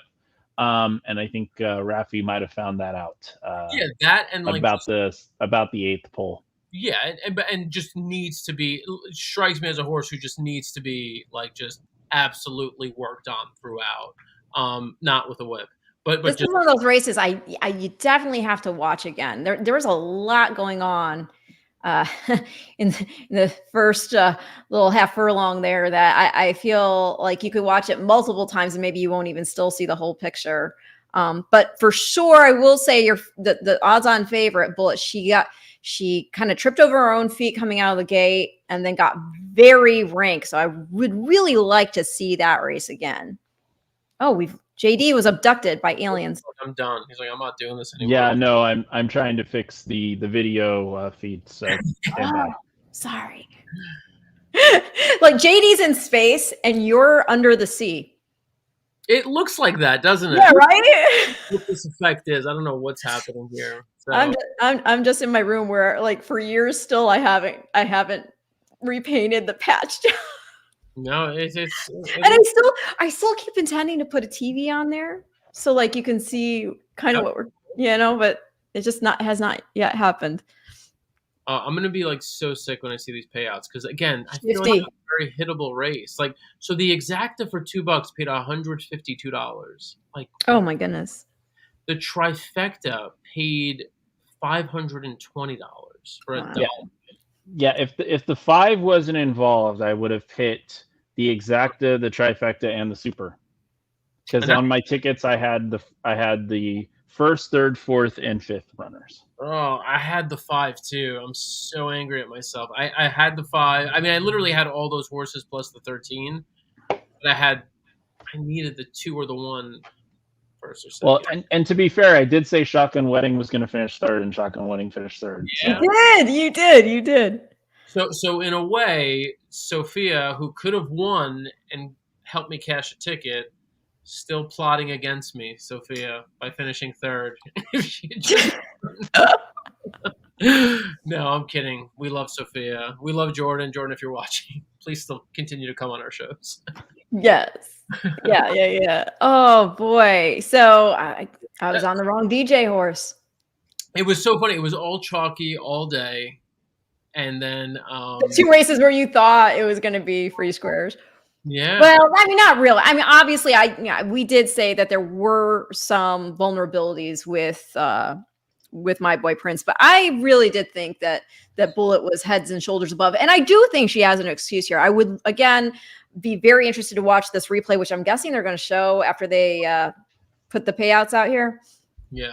Yeah, if you insist, we will watch. I insist, because there's so much going on, and this is important. These are horses that we're going to see running back later in the Natalma Stakes, which is a win in year end for the Breeders' Cup Juvenile Fillies Turf. I think it's important to, have an idea. Speaking of the Natalma. Oh, you're going to be there. Turf Champions Day, September 14th at Woodbine. There's going to summer. The summer, the Natalma, the Woodbine Mile, and yeah. The EP Taylor, $750,000. Hopefully, it goes much smoother than King's Plate Day for you. Well, don't even. They're going to run another BCBC tournament. The BCBC tournament on King's Plate Day was, of course, canceled. Nice. So that was chaos. But Turf Champions Day, BCBC tournament, big races, Summer Stakes, Natalma, Woodbine Mile, all winning your in races, plus the $750,000 EP Taylor Stakes. So big day coming up. That Johnny Walker bottle I could use right about now after missing out on the trifecta. Did I see things? I thought Mark was on the backside of Saratoga this morning. He must have just flown right on up. He could have been. Unless I was seeing things and he wasn't there this morning. Were we with him?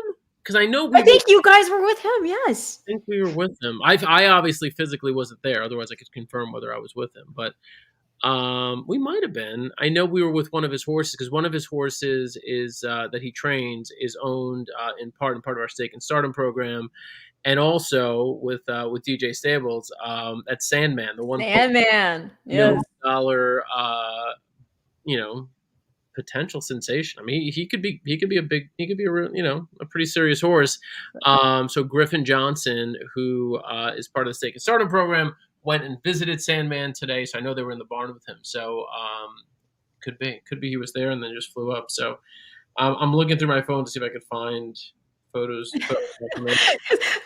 Because I was thinking to myself, he can't miss the King's Plate redo, and so when I saw that picture of him there at Saratoga, I was just a little confused. Oh my God, look at this interview. I know. Grabbing the mic. It's so cute. Can we listen in, or is that not possible? We can do anything we want. I would love to listen in if you can. No, we, but I give the credit, David Adams, and she's a beautiful filly. She's absolutely gorgeous. And we kind of felt like she was as good as anybody. Yeah. And we wanted to try to get some black type on her, and we got it. Yeah, you did. Now, I guess we're going to have to go to the back with Bullet, because Patrick was saying afterwards she was talking a lot afterward. Okay, I think what he said is she had that bad start and then she was all hopped up afterwards. I think that's what he said. Got all rank and crazy. She did not look comfortable once she broke like that. Oh, we'll see once they show the replay. This is one of my favorite interviews. This is great. Who do we know who that baby is? Anybody know who that is he Rafael Hernandez's boy baby? I don't know. Okay. That's great. He's super cute though. So cute. I love that. I love the little outfit and the suspenders. That's so good. All right, so we're waiting on a replay here just to take a look at some of these. When you were there at Woodbine, did you end up going to the Railbirds Lounge? Did you check it out where they film all that fun stuff? No, I mean, just because the weather and it was kind of far from where we were, I just never really made it out there. But they do have a Railbirds beer now. Did you see that? The beer? Yeah, he brought it on the Plate Trials show. Oh, that's true. Yeah. So, here we go. Oh, but it's the pan shot. Well, still, you'll see how rank she gets. So you see her back here, and husband is trying to get her, back involved. But there we go, and we're going to take back a little bit again here in a second. If I remember, I thought there were 2 instances of that, but trying to rush up again anyway. But focus on Will Rain. Oh, sorry. I'm sorry. I'm focusing on boy. Okay, no. Will Rain is there on the hedge. Yeah, Will Rain's hanging out. Will Rain is, Will Rain is this is a 2.5 mile race. So Yeah, she's on the rail and take your just time. chilling and This you is know. the what's that race? What's that race? The steeplechase race in England or Ireland? Oh, the Grand National. Yeah, this is the Grand National. Take your time with Will Rain. No worries. Yeah, I mean, you know. Okay, so here we go, and and now we're going wide for Bullet. Will Rain, meanwhile, is way out here. And here comes the middle of the track, being green. Oh yeah. And right there, going again. Oh, what was that? That was green the one time right-handed. Then he tried one time left-handed and veered again, and then just hands and heels the rest of the way. But I don't know so much.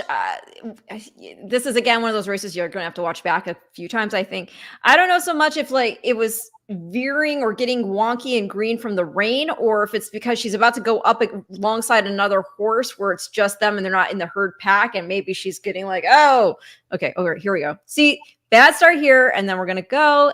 And then this group is going to start to condense.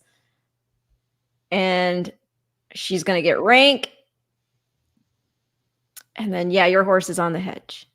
Will Rain's basically in the back there. I don't know. Interesting race. But yeah, the winner won fair and square for sure, obviously. I mean, look, this is not an ideal sort of first quarter of a mile for Bullet, but I mean, look, it's also possible that she just didn't fire today, right? I mean, yeah, for sure. No, definitely. I mean, that start did not help, but yeah, every horse, she'll just do a better price going forward. So yeah, she should have finished better than this. I mean, she obviously was moved a little bit early to get better position. That might have compromised her late, but you know, whenever you have these horses who go out to the lead like this and don't take any pressure, especially watch your horse here. I'm sorry not to interrupt you, but watch how she's going to come up around this 5, and then she's going to go boom again. No. Did they actually come together? I can't tell if they did. No, they don't. They don't ever actually come together, but she's just very green and stretched. I wonder if we'll see her in blinkers going forward. But I think she might come back to the stall and they might already be there for her. Yeah. After watching that stretch back from the head on. And here's the other. Yeah. And here's the other thing that you have to take into consideration. Shifty goes out there and she takes it the whole way, right? Yeah. She showed no speed on debut, but that would probably indicate that it was the start that was compromised, and that was not what the plan was for her to be 14 lengths back at any point. So the inverse and like the lesson we learn of Will Rain, right? Like, I mean, maybe you shouldn't be that far back in the 6.5 furlong sprint, and you know, especially when there's not a ton of speed in the race. I'm gonna make one last point here, and I will say that Will Rain could probably run back tomorrow because I mean he didn't run for the first half mile of the race. Oh my gosh, he's got one of these horses now. Dan does this, like he will hold a grudge. He will hold a grudge on a horse okay. The one thing I will say, if I remember correctly, I don't want to misquote, but I think I recall hearing that like the gate speed wasn't as alacritous. And so that might just be the way she likes to jump from it. No, yeah. I mean, I wasn't looking for gate speed. I was just looking for speed at any point. At any point.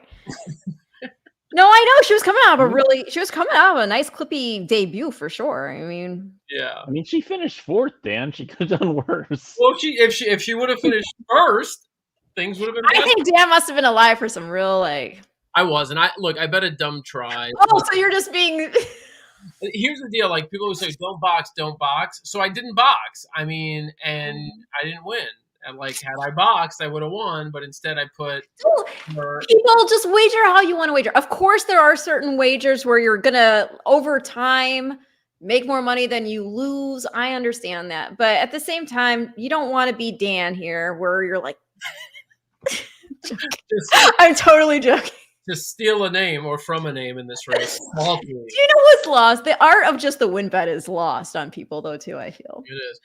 And the best part about a win bet is that when you lose... You had an opinion. Yeah, it's okay. Yeah. Like, there's no story. There's, like, I bet the horse to win. He or she lost. No, Period. right. That's it. No, I hear you on that for sure. But I mean, hey, what are you gonna do? All you do the work and then it plays out. And like you just said, with the win bet, at least you had a very strong opinion. And if you lose, you can move on to the next race. The horizontals are fun though. Don't get me wrong. Yeah. It didn't pay a whole lot, but the last day we were in Saratoga, for example, I hit both the early and the late pick 5. So that was a good way to close out the vacation. But you know, it's fun and it keeps you going because you've done the work across all these races. But at the end of the day, it's really nice when you have a strong opinion about just one horse in general and if it can come through for you. No doubt. So who are you playing in the Travers? Yeah, that's what I was going to say. I know you're all on Torpedo Anna, or is it just the rootability? I was going to say I know JD is sick, so he probably has a pick for us in the upcoming race at Woodbine. I know he's handicapped. I do not have. I don't suffer from that. I was going to talk about Honor Marie, but I mean, okay. I mean, I can look at Woodbine, but didn't Honor Marie have something go on with a shoe or something? Whether it was the last outing or was it the Derby? I'm done with Honor Marie. That's it. He's done. He's done. He doesn't want to hear it. I'm giving enough more Honor Marie. Goodbye. No more Honor Marie. okay. That's it. It's Dornoch or it's Torpedo Anna. Bottom line. That's it. Do you know what's so funny? So the last day we were in Saratoga, that's that morning I went and I filmed with, I had plans to try for my Breeders' Cup stuff to get footage of Fierceness and Menti with Todd Pletcher. And when I got to the barns, I was like, oh, wait a second. I'm not exactly sure where I am. And I saw Kenny McPeak. And Kenny was like telling me where to go. He's like, do you want to see, Torpedo Anna? I was like, yes. So, but I had to get to the Todd's barn first. And so it was so nice. His assistant, like me, Matt, and Ava in the golf cart over to Todd's barn. And then I did not expect it, but Mike Rapoli happened to be there too. So I interviewed both of them about Fierceness. And this is before, because I'd been in my little vacation bubble. I had no idea that Fierceness was going to the Travers. So I was like, oh, wow, and so then we finished that. We go back and Kenny had left, but his assistant was still there. And we got to see her. And so it's so cool. I mean, on the same day to see two amazing racehorses. Here you have this extraordinarily talented filly who, by all means, could take on the boys, I'm sure. And then Fierceness, the reigning 2-year-old champ, who's been able to show his quality here at 3 years old as well. That was a big win in the Jim Dandy coming from off it. He's a horse. I've said before, you've heard me. I don't think he needs the lead to win anything. I think, so it was nice to see that in the Jim Dandy, especially when we saw Sierra Leone start to come. We got that nice battle. So now we have all these horses, Fierceness, Sierra Leone, her, Dornoch. It's going to be a really cool race, I think. Sierra Leone, I'm also done with. You're done with it?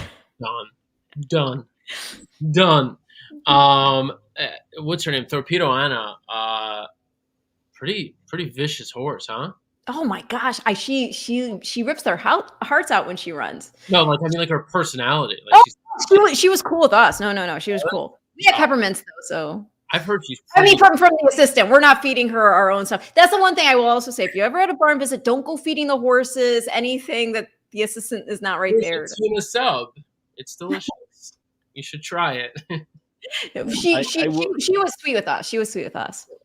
I will say, just because it's not something we deal with in the U.S. anymore, and I just want to remind people, she does get 5 pounds tomorrow as well. Mm-hmm. She's at 121. Everybody else is at 126. It's more common in the rest of the world, not really common in U.S. racing. So basically, she gets a weight break allowance for being a female competing against the boys. Mm-hmm. JD, do you actually have a pick in the upcoming race that you want to share before we leave the people? Yes. So I'm 9-11-1 in that order. Classic Motown. The 9 is my top choice here, and is going to be coming from the clouds. Deep closer for Martin Drexler, Pietro Morin aboard. Won last time out, similar condition at 7.5 furlongs on the outer turf, goes to the inner turf running 8.5.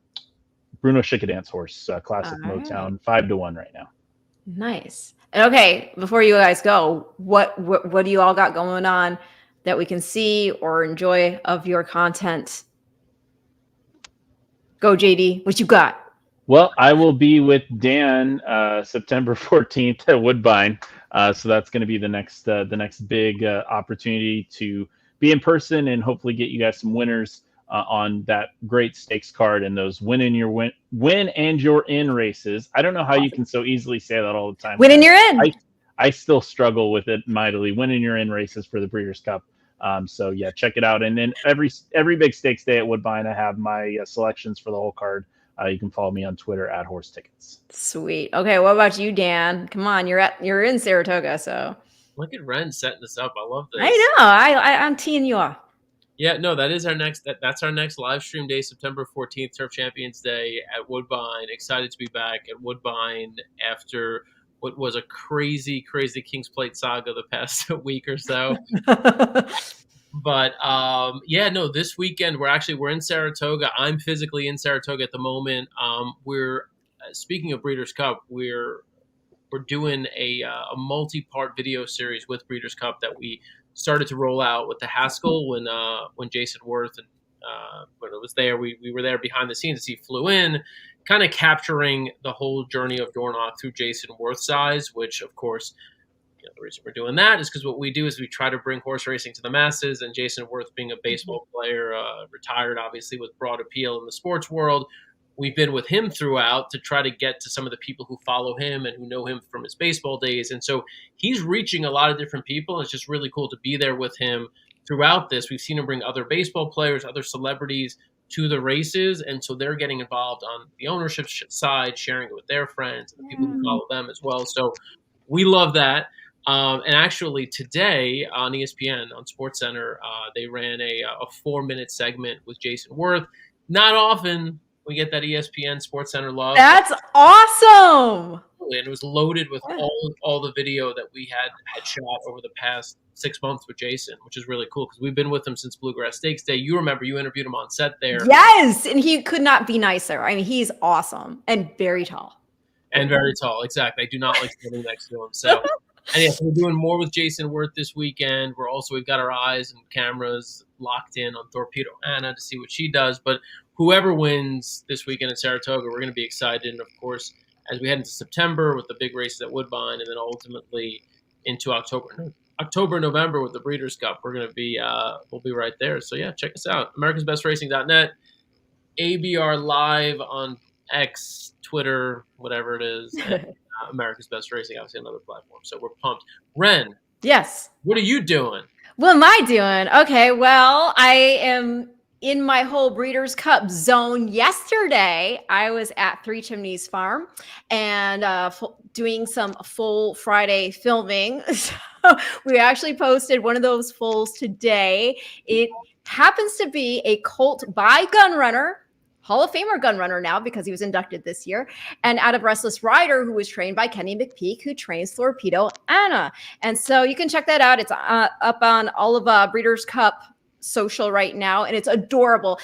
If you are a fan of Gunrunner, let me tell you, you have to watch it all the way through because I got up close and personal with him yesterday, and he's just amazing, as shining as brightly as he did when he was an on-track star. He's just absolutely gorgeous, and I've got this closing shot of him, which I'm so proud of myself because, I'm just doing it with my phone, but it looks like freaking like on point. Give me an award because he looks so beautiful. But the thing is, so that's one of the things I'm doing. And I should also say, regarding Gunrunner, I want to give him some love here because not only was this a horse who made just shy of $16 million, who won 6 grade ones, the Dubai World Cup, you don't get a buyer rating, but as far as the buyers go, he put up 10 triple-digit buyers over the course of his career.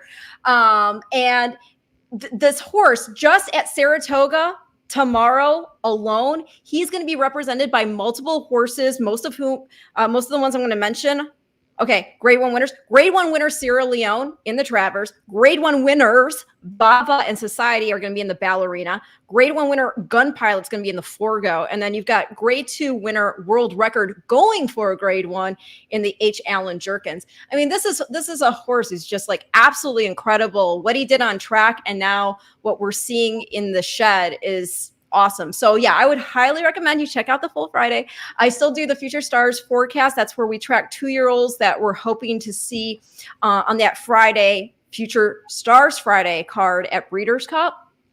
And this Tuesday, I still have to work out the logistics of it, but tentatively scheduled, Peter Brandt. And yes, the co-owner of Sierra Leone, but the reason, I mean, Sierra Leone's 3 years old and it's a 2-year-old base show, but he has a horse named Whistle Jacket that he co-owns who just won the Prix Morny, which is a win in your in for the Breeders' Cup Juvenile Turf Sprint. So I'm very excited about that. Yeah, I was going to say, Ren, it would be good if we could get you a little fired up about horse racing. I know, right? It's like, gosh, I know. I work in this. I'm so jaded and cynical. Let's get some passion out of you, okay? With this stale delivery, kind of lethargic, whatever. You know what else, by the way? Can you also give Gunnar a little love regarding like the fact that, we're talking about Saratoga right now and these horses that he's sired. One of the coolest things that I ever saw at Saratoga was when he won the Whitney Stakes. And do you all recall the horseshoe landing in his tail? Oh, that's right. I do remember that. Isn't that nuts? Yeah. JD, you said 194. Were those the numbers? 9-11. He said 9-1-11. 9-1-11. All right. Well, I'm throwing in the 4. I'm doing a dollar try box just for fun. So I'm gonna bet that. We're betting Woodbine. Is there any Sophia in the mix? Oh, don't even tell me that. I don't even want to think about it. I don't even want to think about it. Let me see what horse she's on. Oh God, she's on the 3 at 41-1. She's gonna totally bust up my track. All right. Well, look, we should wrap up though. There's still some action at Wood. Is this the last race? How many races are left at Woodbine? We got one more. One more. Okay. So yeah, thank you everyone who tuned in this week, last week, and really throughout this season, and also as we mentioned, who's going to tune in. Well, hopefully you'll all tune in September 14th when we're back at Woodbine. We really appreciate it. I wanted to give a shout out to some of the folks behind the scenes, Greg Tracuda and JD Mitchell, Alex Probst, who helped put together our Woodbine live production last week at Woodbine that was not to be. And then also thank Maddie Plale, who flew all the way over. No, I know. From England for the show that was canceled. She said she was going to be, in Ireland and kind of out of touch this weekend, which is understandable. She wanted to be back on this show, but anyhow, she sends her love. So for those of you who enjoyed Maddie, hopefully we'll see more of her soon. And then, of course, I want to thank my partners in crime here today, JD Fox, Ren Carothers, for taking time out of their Friday to do a little King's Plate action here with ABR. So thank you both. Thank you. Gosh, it's always fun. All right. So with that said, there's lots of fun stuff going on at Woodbine. Check out if you still want to bet. You can still bet today. So check that out. Bet. Still some action left at Woodbine, and then Woodbine this weekend, September 14th. We will see you next time. Bye, guys. Bye. It's America's original sport, and no one covers it better than americasbestracing.net. From the sport to the lifestyle, the best races, horses, and destination venues, cocktails, gambling, fashion, and more. AmericasBestRacing.net is a sport for you.